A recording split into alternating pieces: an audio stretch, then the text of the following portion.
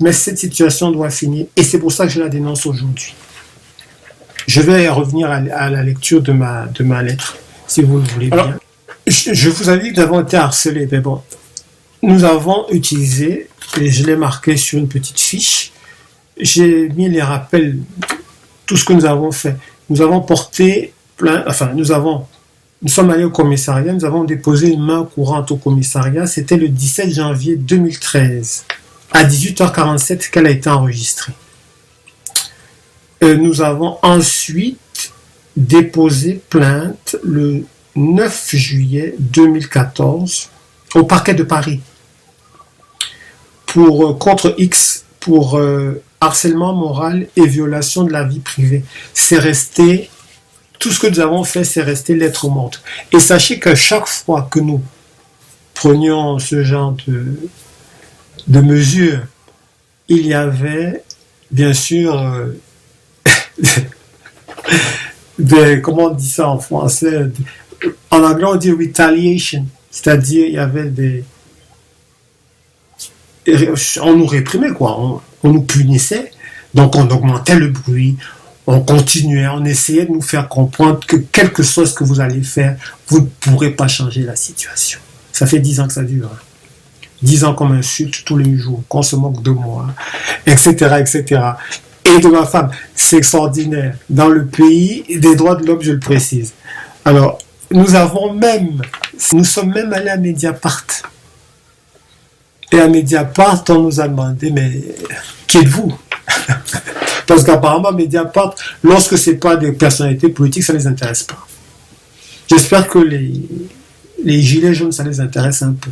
Les petites gens, j'espère que ça les intéresse. Mais, vous me direz, je ne peux pas parler de l'ensemble de Mediapart. Il y a des connards partout. Vous savez, excusez-moi de le dire, hein. Il y a des idiots partout. Des gens qui n'ont pas la perception ou la vision pour comprendre les choses. Donc, la personne, en tout cas, que nous avions vue, a été très sèche, très négative et nous a dit que vous ne pouvez rien faire pour nous, en somme. Ils n'ont même pas lancé une petite investigation. Ça a été non d'entrée et nous sommes rentrés chez nous. Et on nous a nargués.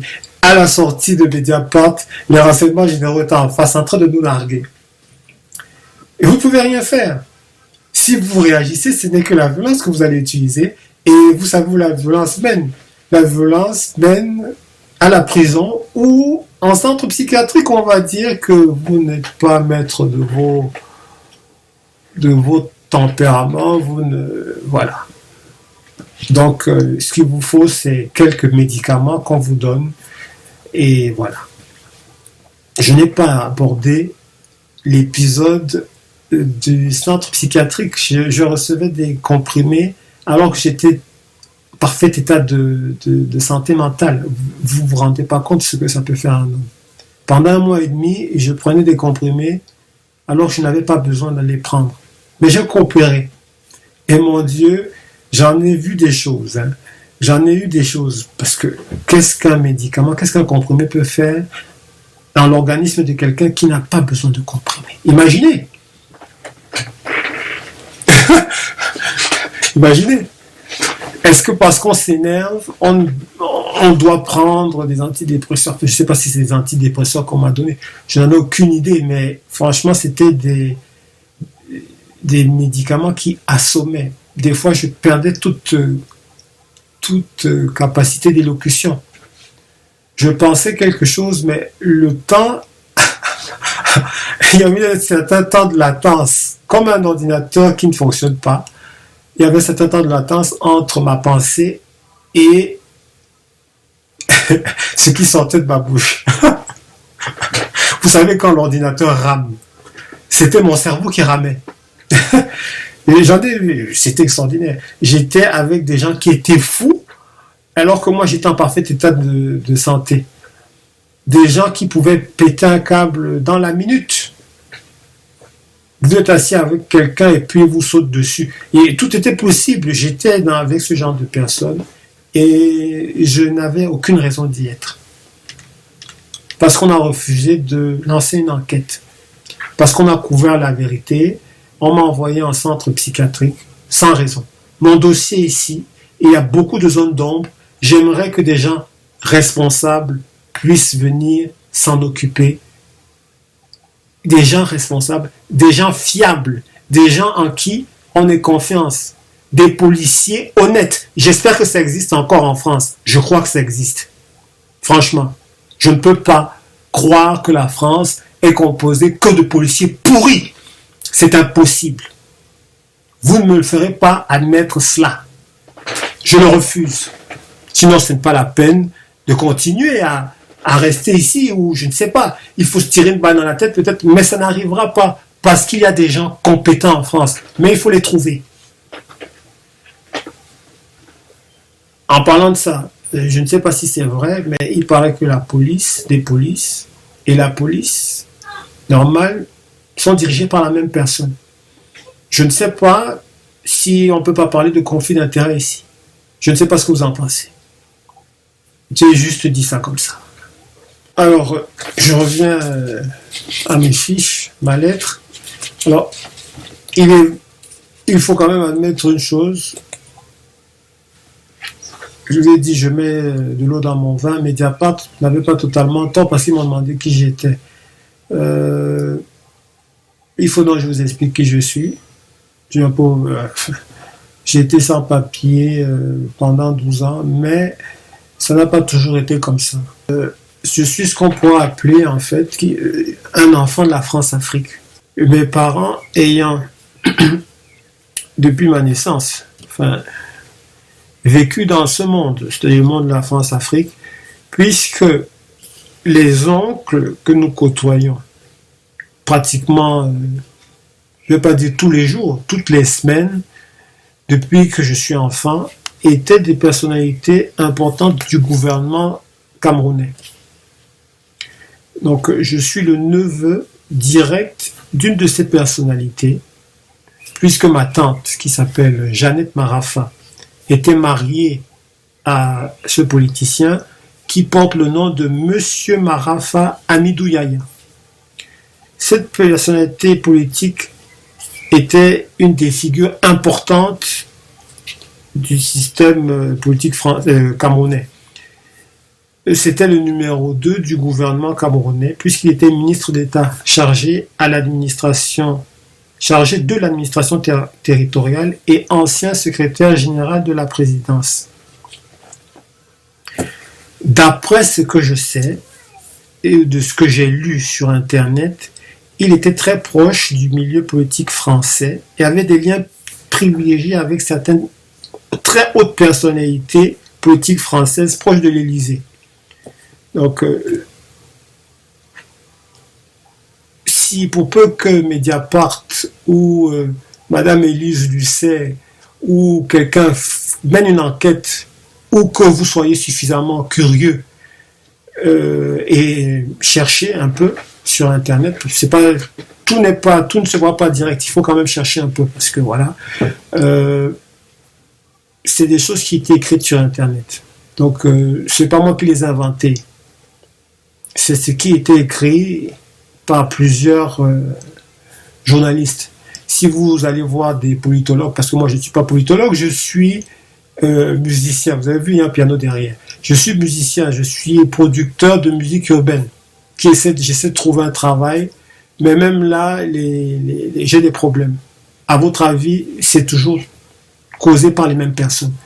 Donc, moi je ne suis pas politologue, je n'ai pas de formation politique. Mon frère a une formation politique, il a une certaine connaissance politique. Moi, je n'en ai pas. Je ne vois que ce que je vois dans les informations. La politique ne m'a jamais intéressé, mais elle est essentielle puisque nous vivons dans un monde dirigé par des politiciens. Donc, nous ne pouvons pas faire comme s'il n'existait pas. C'est cela. Nous avons besoin de quelqu'un pour légiférer tout ce qui se passe. En l'occurrence, nous avons un président de la République, comme c'est le cas dans tous les pays. Donc voilà. Je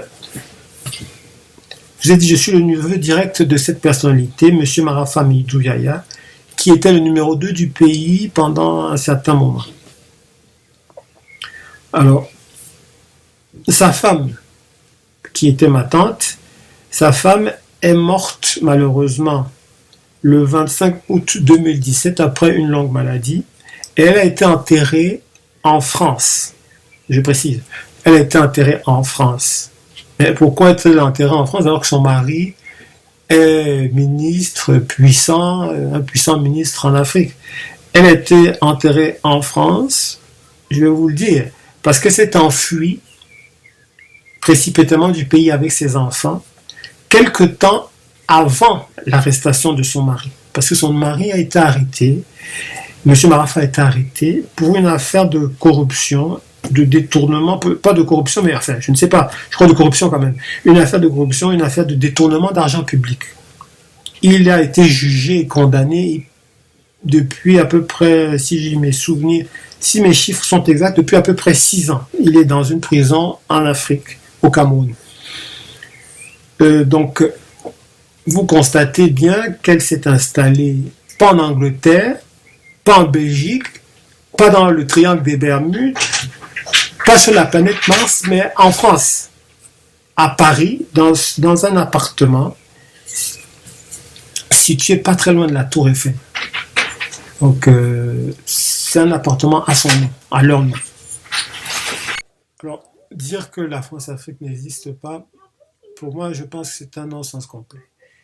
Donc, la France-Afrique, comme je l'ai dit, elle existe.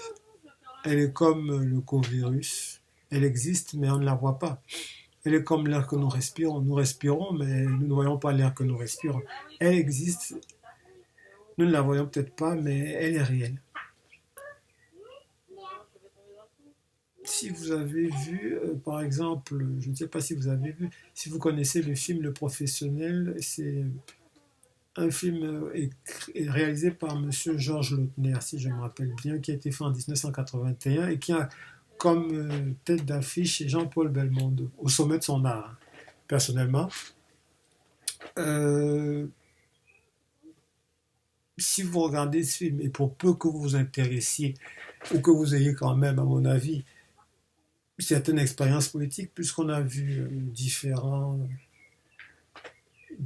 personnages politiques tout au long de ces années. Depuis, moi je suis arrivé en 2000, donc il y a eu beaucoup de personnages politiques qui sont venus, qui se sont imposés, qui sont partis, d'autres sont restés, de nouveaux se sont imposés. C'est comme ça en politique. Et si pour peu que vous ayez vu, pour peu que vous ayez une expérience dessus, vous savez bien qu'en politique, les amitiés, c'est fragile. Ça varie au gré du vent. Donc, les amitiés, c'est comme de la neige en plein midi, hein, ça fond. Donc, les amitiés se font et se défont. Ce qui fait que un ami d'aujourd'hui peut être un ami d'hier, peut être un ennemi d'aujourd'hui. Euh, c'est comme ça la politique. Vous avez quelqu'un, vous l'accueillez, il vient chez vous, c'est votre ami, vous l'adorez, etc. Demain, c'est votre ennemi et vous ne voulez plus le voir et vous voulez même sa perte. C'est comme ça que ça se passe. Donc, je n'ai rien inventé, c'est comme ça.